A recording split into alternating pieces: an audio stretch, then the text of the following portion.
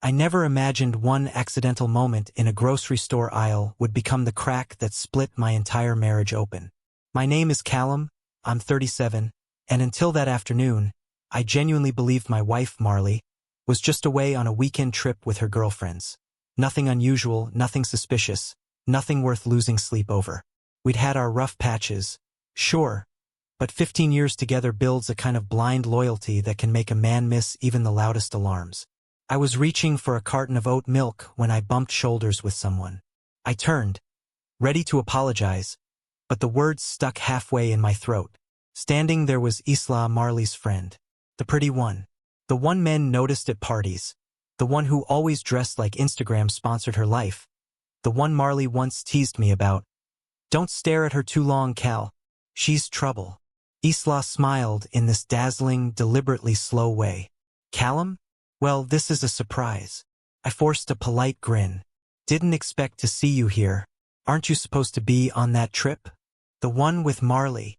She cocked her head, her ponytail brushing her shoulder. Me? No, I wasn't invited. Then her eyes glimmered, mischievous and almost cruel. Your wife's with her lover. Just like that. No hesitation. No softening. No attempt to cushion the blow. I stared at her, waiting for the punchline. My mind raced, searching for some explanation. Maybe she was joking. Maybe she was trying to start drama. Maybe she misunderstood something. But Isla didn't look away. She just smirked at me like she'd been handed the world's juiciest secret and couldn't wait to let it spill.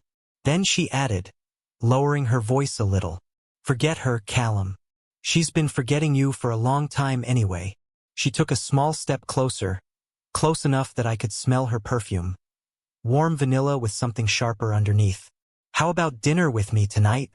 If shock had a physical temperature, I swear my body dropped 10 degrees. I stood frozen in that grocery aisle while the world around me moved normally. Shopping carts rolling, kids laughing, the hum of refrigerators. Meanwhile, my insides felt like they were being rearranged. I blinked. What are you talking about, Isla? She shrugged, unbothered. Oh, come on. Don't act surprised. Marley's been playing around for months. Everyone except you knew. I thought, maybe you deserved someone who actually sees you. She lifted a brow. Someone who appreciates you. Isla had always been bold, always flirtier than the average friend. But this was something different. Something calculated. Something that didn't feel like comfort but opportunity. I stepped back. I'm married. She smirked harder, like that word meant nothing. And she isn't acting like she is. My stomach twisted. The aisle felt too narrow, like every breath might crack my ribs. I shook my head and forced myself to walk past her. I need to go. Think about it, she called after me. 7 o'clock. My place. You deserve better, Callum. I didn't look back. I left without finishing my shopping, tossing the cart into a random corner and walking straight to my car. Once I sat inside, the silence crashed down like a wave. My hands trembled so hard I had to grip the steering wheel just to steady them. She's with her lover. 3 words. 3 words that rearranged 15 years of my life. I tried calling Marley straight to voicemail. Tried again. Same. I texted her. Everything okay? Call me when you can. Delivered. Not read. But then, almost on cue, my phone buzzed with a notification. Not from her. From our home security app. Front door unlocked. Front door opened. Front door closed. Timestamp. 30 minutes earlier. Meaning Marley wasn't on a trip. She wasn't hundreds of miles away. She'd been home. With someone. I rested my head against the steering wheel and exhaled through my teeth. There is a particular type of pain that doesn't scream. It sinks. It settles. It becomes heavy, dense, cold. I didn't drive home. Not yet. I wasn't ready for whatever waited on the other side of that door. Voices. Clothes on the floor. Awkward explanations. Lies rehearsed too well. Instead, I drove to the small overlook outside town. The one Marley and I used to visit when we were younger, back when we talked for hours about dreams we never ended up chasing. The sky was cloudy, casting a dusky gray over everything, matching exactly how my chest felt. I stared out over the fields and replayed Isla's words. Her smirk, her confidence, her casual betrayal wrapped in flirtation. And beneath all that, something darker, something intentional. And for the first time I wondered, was Isla telling the truth, or starting a fire she wanted to watch burn? I stayed at that overlook until the clouds shifted from gray to a muted lavender, the kind of color that feels beautiful only when you're not hurting. My phone buzzed a few times, work emails, a group chat, nothing that mattered. Not a single message from Marley. Not even a meaningless emoji she used to send when she was pretending everything was okay. Eventually, when the sky darkened and the air cooled enough to sting, I forced myself to drive home. My heart thudded like it knew something I didn't. I parked a few houses down, suddenly unwilling to pull into my own driveway, like distance might soften the truth. Lights were on inside. 2 silhouettes moved in the living room. My pulse spiked. I swallowed hard, stepped out quietly, and walked toward the house. By the time I reached the door, the voices were muffled but unmistakably close. Someone laughing softly, and Marley's voice following after like a nervous whisper. I unlocked the door slowly and stepped inside. Marley shot up from the couch, eyes wide, hair messy in a way that told me she'd been lying down. Next to her sat a man I'd never seen before. Short brown hair, expensive watch, the kind of casual confidence that suggests he never once doubts his place in the world. "Oh my God, Callum," Marley breathed. "You're home early." "Early?" My voice came out colder than I expected. "Is that what we're calling it?" She winced. The man stood, adjusting his jacket. "Maybe I should." "Yes," I said sharply. "You should."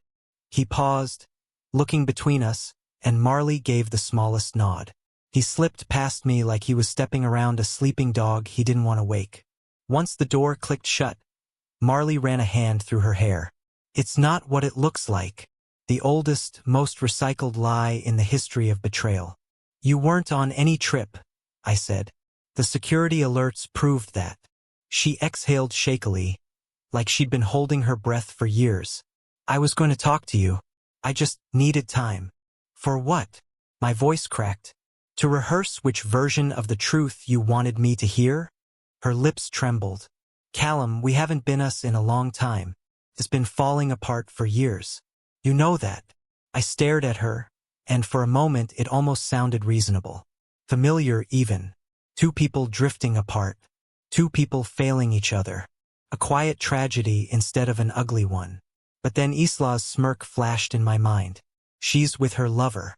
Forget her. Dinner with me tonight?" "Who is he?" I asked. She hesitated. "Too long. His name is Rowan. We met at a client event months ago." "Months?" I repeated, feeling something inside me crack and settle into place. So Isla wasn't lying. Marley blinked. "Isla told you?" "In the middle of a grocery aisle," I said bitterly. She looked proud about it. Marley's face twisted. "Of course she did. That woman has wanted you for years. She's jealous of anyone who gets attention I don't give her." The words hit me strangely. Not painful, not flattering. Just exhausting. "I didn't meet someone because I stopped loving you," she continued softly. "I met him because I stopped loving who we became." I felt something inside me shift. Not rage, not heartbreak, just clarity. "Marley," I said quietly, "cheating isn't something that happens because life gets dull. It happens because someone opens a door they promised to keep shut." She looked down, tears gathering. "I'm sorry, Callum. I truly am. I didn't handle it the right way." "Is there even a right way?" I asked. She didn't answer. The silence between us stretched until it felt like a second room. One we'd been standing in for years without noticing. Finally, she whispered, "What now?" I thought of Isla's smirk, of the stranger walking out of my house, of 15 years stacked neatly behind me like dominoes knocked over long before I realized they'd started falling. "We end this," I said calmly, "without yelling, without destroying each other, but honestly." She nodded slowly, tears sliding down her cheeks. "Okay." I walked past her, heading toward the bedroom. "I'll pack a bag tonight. I'll stay elsewhere until we figure out the details. Callum, her voice cracked. I didn't want it to happen like this. I paused at the doorway. No one ever does, I said. But it still happens. I slept on the couch that night, not because she asked but because I couldn't bear the idea of sharing a room with ghosts. In the morning, I left before she woke. I drove with the windows down, letting the cold morning air numb whatever remained raw. 2 blocks from my house, at a red light, I saw a familiar figure crossing the street, Isla, dressed like she always was, perfect, polished, self-assured. She noticed me, smiled brightly, and tapped her phone like she was ready to text. But I didn't roll down the window. I didn't look twice. I didn't return her smile. For the first time in a long time, I wasn't angry or broken or lost. I was simply done. And sometimes, being done is the beginning of finally being free.